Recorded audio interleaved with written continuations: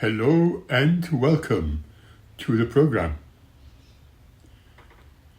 I am Suren.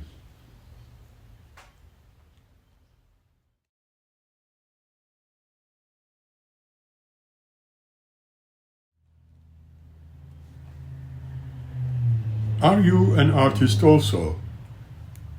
A performer? Or a guitarist, perhaps? Such an ability for any kind of art, whether visual or performing arts, painting, photography, design, these are not something new, but we all possess somehow an equal degree of them. According to certain psychologists, heredity plays a great role, for after all, some people are endowed from birth with certain personality traits and natural abilities to establish artistic prowess. This is the quality which psychologists name as the craftsman ability, which may be observed with some children at an earlier age. These type of people show extremely good hand and eye coordination, demonstrating great patience and skills in activities such as painting, drawing, playing a piano, composing, even flower arrangements, building models, or performing musically on the stage. And others seem to be more adept than most at noticing and recalling details of visual images. If a person is not amongst the lucky few, but with an artistic flavor, it does not mean that they are consigned to a, shall we say, wasteland. People surely can improve their visual senses through training and practice. Studies for many years have proven that individuals who have no higher intelligence, but having good manual skills and adequate levels of energy and motivation, can also learn the skills needed to develop artistic potential.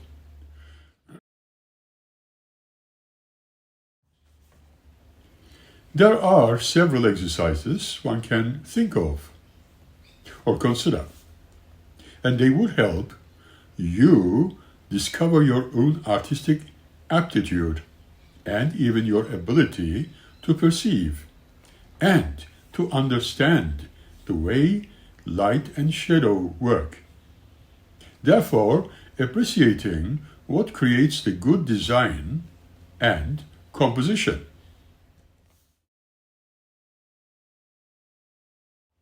There are some important aspects in artistic endeavors, which are the ability to analyze visual images.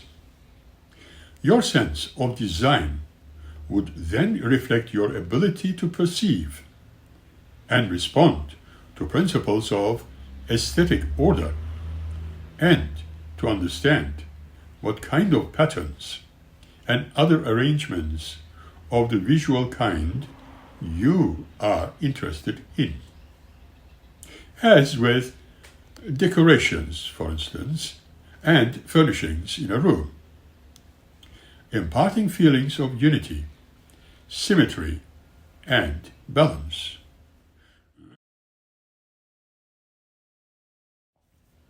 Relating to your designs is your skill at judging pictorial compositions. Are you able to identify and appreciate what arrangement of items in a painting or a photograph creates as an harmonious whole? What about flower arrangements? A piece of art or photography with good composition must include features that produce pleasant symmetry, emphasizing these most important elements, can lead your eyes to items of interest, stimulating your imagination, perhaps overwhelming but not overcrowded ways, and creating the feelings of space, balance, and variety. Now, let us not forget that great works are almost always born of a vivid imagination and encouraging others to express deeply felt emotions. However, an artist is expected also to call upon uncertain technical skills to produce representations of images, either accurately or in an abstract sense, as well as presenting visual concepts in an understandable manner. These include strong powers of observation and an analytical understanding of space, lighting, as well as the shadows, proportions, and perspectives.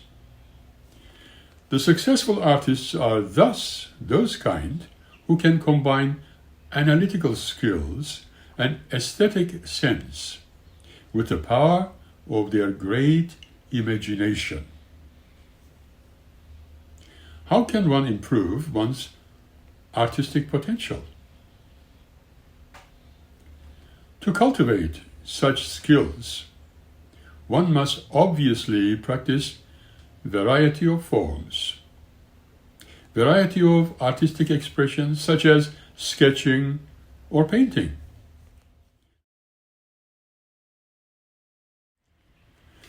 But you also may need to expose your own self to as much visual material as possible. You may need to take an art appreciation course or visit galleries and museums whenever you have the right time. You can study the paintings, sculptures, and other art forms and notice those aspects you find particularly very interesting and attractive. You can also practice with your camera. Many people have today their mobile phones with a good camera built into them. You can produce photographs which are pleasing to the eye, and the pictorial compositions. You can create your own art, examining a variety of magazines and even illustrated books, taking notes, not just the pictures, but also how the pages are laid out. You may observe the architecture of buildings in your locality, in your city or town, and also the way the streets and parks are planned. When you visit people's homes, and while looking at the furnishing styles and colors they have chosen, you may note the influence those visual elements have on the overall effect of the rooms. If you love or even admire the way someone is dressed, you may try to break down his or her outfit into its component shapes and colors to find out why they work so well together.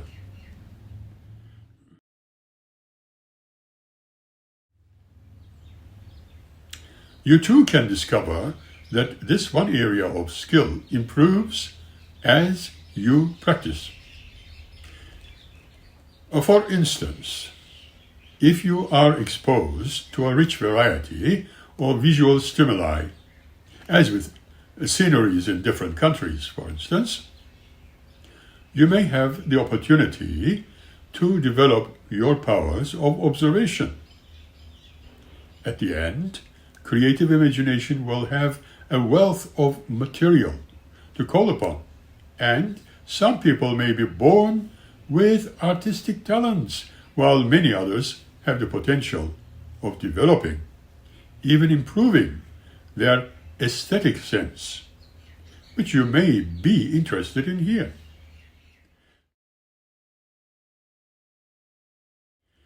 Here is a little test of your understanding of lighting and shadow.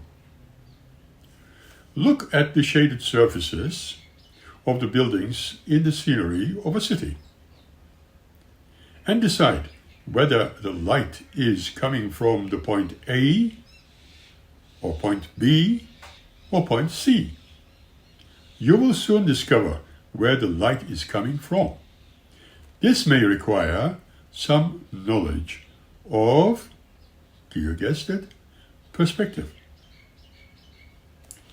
Everybody may know some other people who are evidently very intelligent, but appear to be slightly out of touch with the human race.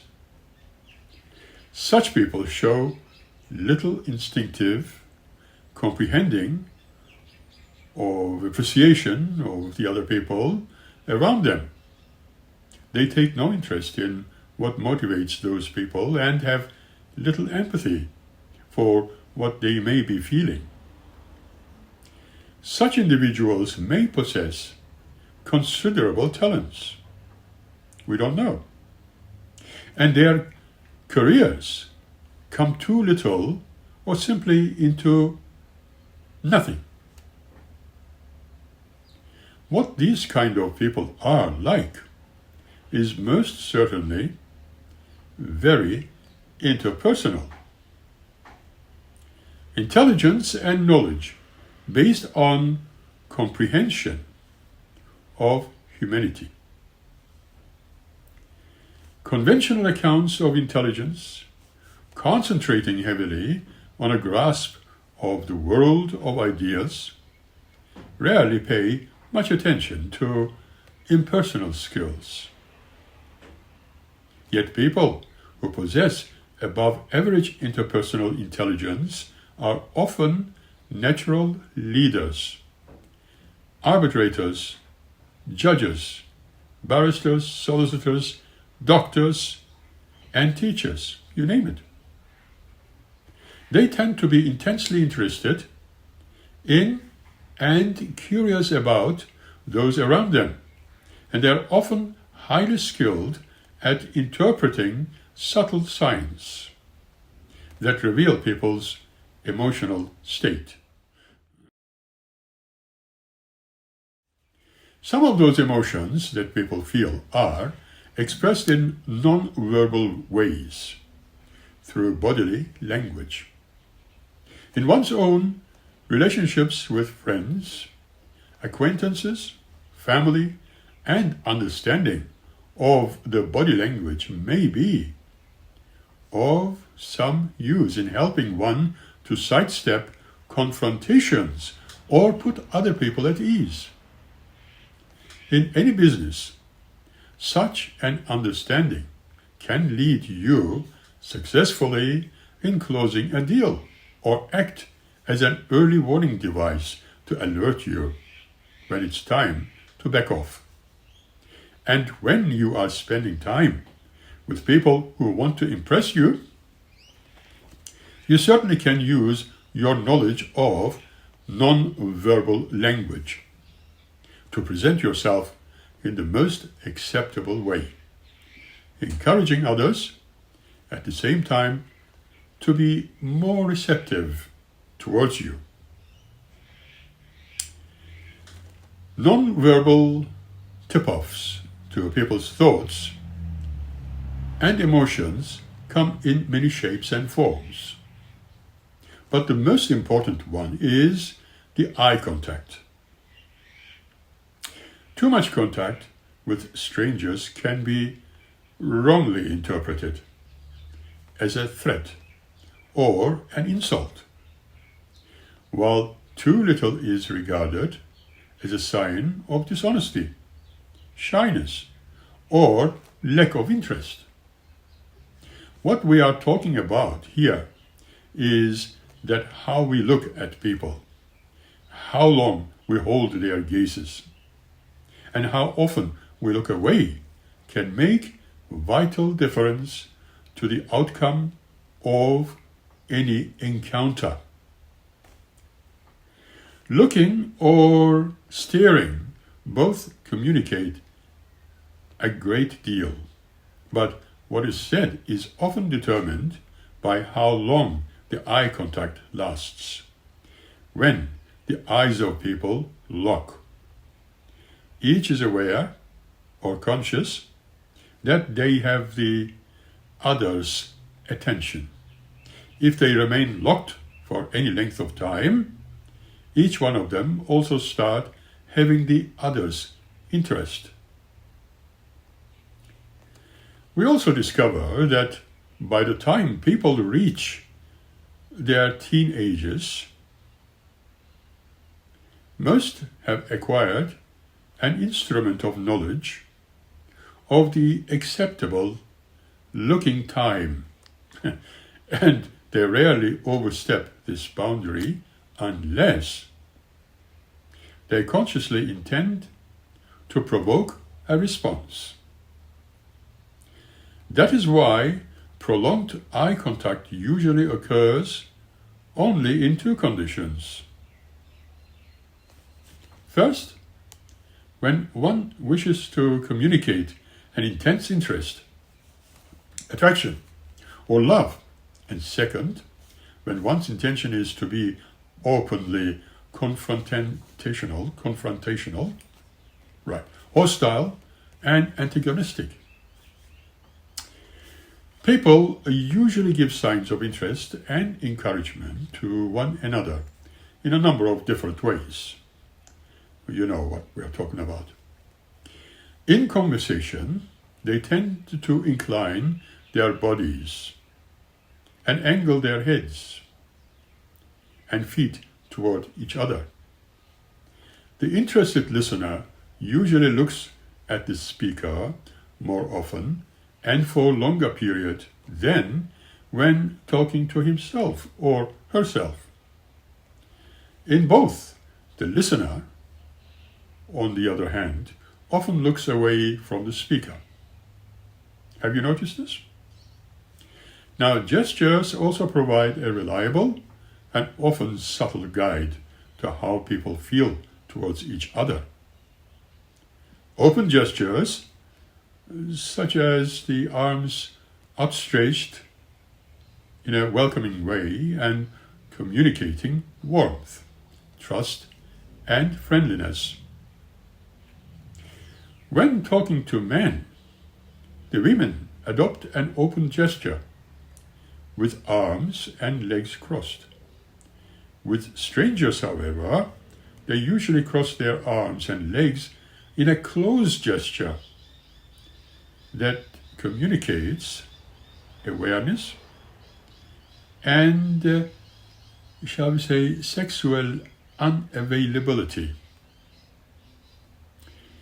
When one becomes attuned to the language of the body, one may be surprised at how much one can learn about other people and their feelings about each other without asking them a single question. Therefore, one needs to increase one's skill by observing and thinking about one's friends and strangers as they interact with one another. Indeed, one can learn a lot more still by simply exchanging such thoughts and insights with a friend when they both attend a social gathering, for instance. When you are trying to persuade someone to accept your point of view, it pays to watch his or her body language closely. This shows one who is wrongly judging you while getting closer to you. Don't clasp his boss's arm for emphasis, especially when the boss is responding negatively. And what happens in this case? Obviously, he signals tension and grows impatient with a series or cluster of closed, hostile gestures he may have. Can you read body language? Question mark. If you can comprehend what body language means, you can tell a great deal about strangers simply by looking for the giveaway signs in their behavior. However, some such language is less straightforward than it may seem, and you may be fooled into making your wrong assumptions. Therefore, we need to examine each person and their way of answering the questions. What about creative thinking? That's an interesting subject. Creative thinking involves the invention of new ideas, new discoveries, and of new solutions for old problems, and search for alternatives. Creative thinking is often a mystery, even to people who are very good at it. Best known form of thinking is logical, deductive reasoning that works along the lines of, if it's the case, then why must we follow this kind of thought process? Question mark. It is described as convergent because every thought is directed toward and converges into a single correct answer. The conundrum at this level is designed to challenge your powers of convergent thinking, and it should also demonstrate that this is, when appropriate, and the best approach to problem solving.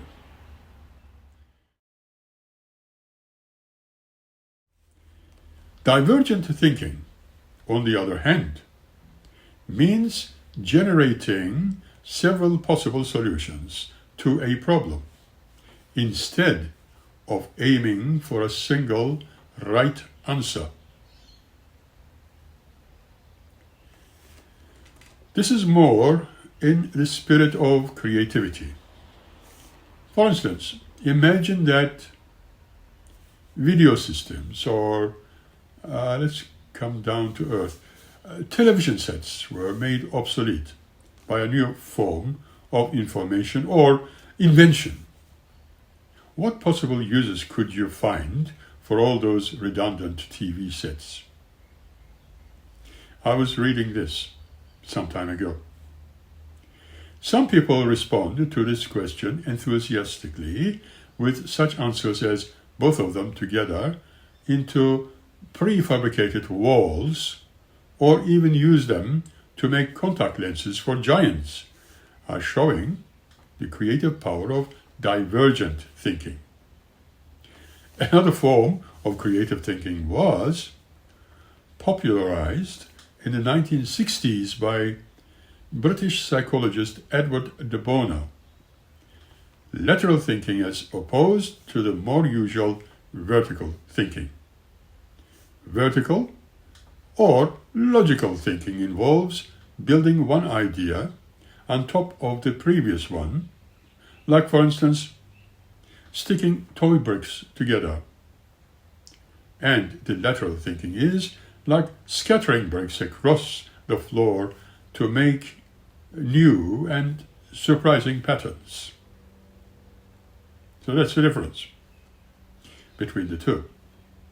The drawback of vertical thinking is that having found one promising direction, it excludes all others because it is concerned only with being right in every step of the way until it reaches its conclusion.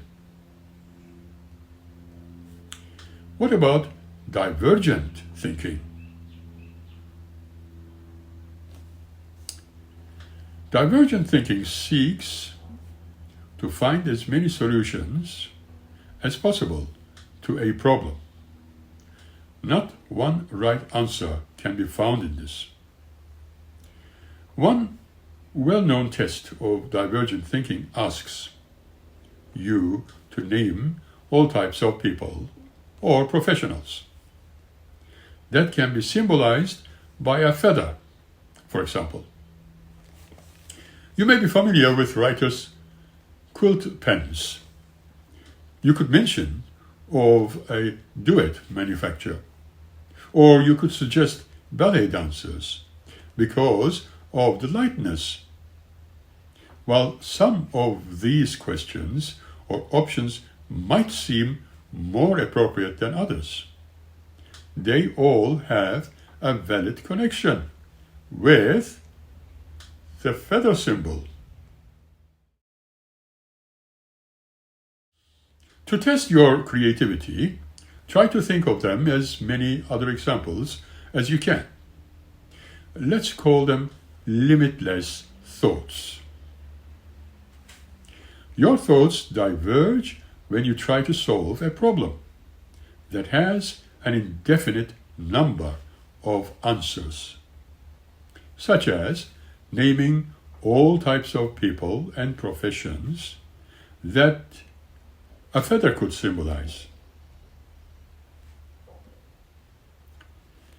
Lateral thinking explores as many routes and directions as possible and challenges even the most universally accepted assumptions.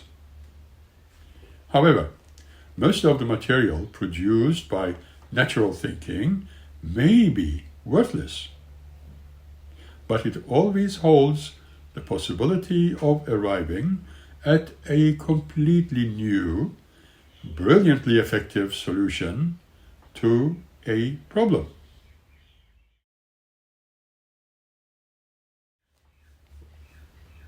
An excellent example of lateral thinking lies at the heart of a well-known anecdote about Christopher Columbus.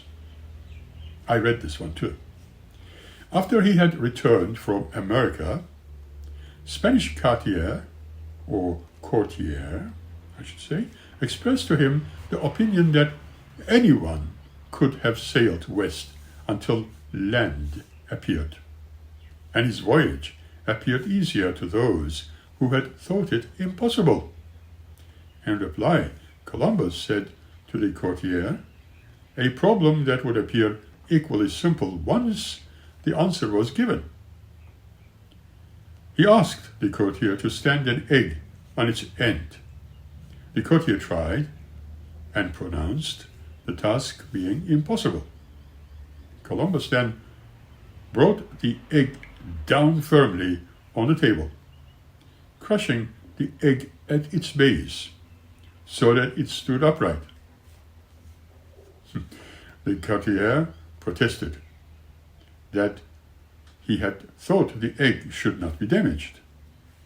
Yet this never had been stated as a condition of the problem solving. Once Columbus had shown the solution to the problem, it appeared obvious to him as the result of lateral thinking due to those who have failed to use it. Unlike some other forms of intelligence, creative ability involved in divergent and lateral thinking is difficult to measure because it can rarely be reduced to a question of finding a right answer that can be scored in a test.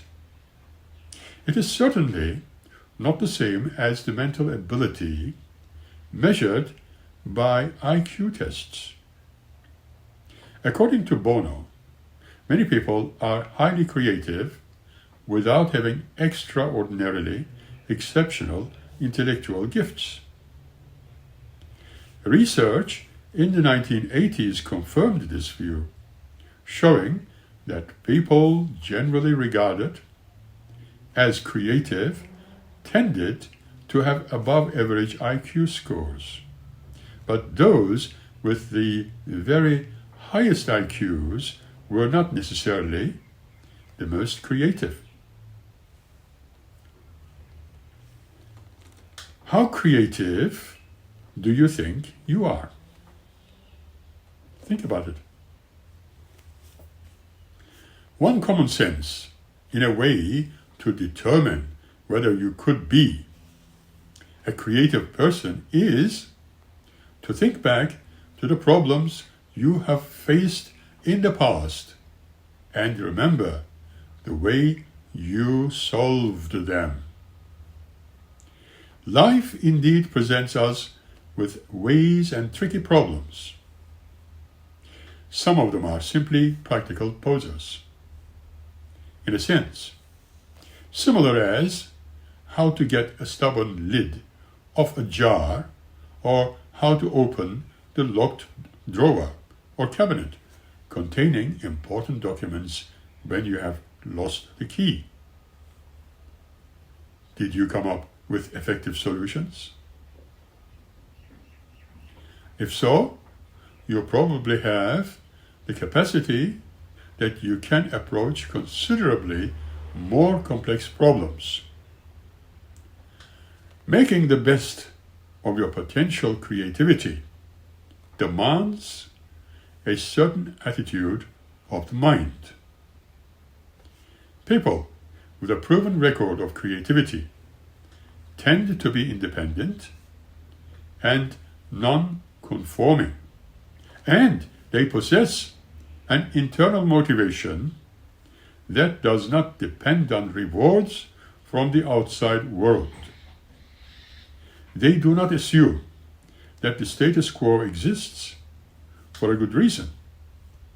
They know there's always room for improvement.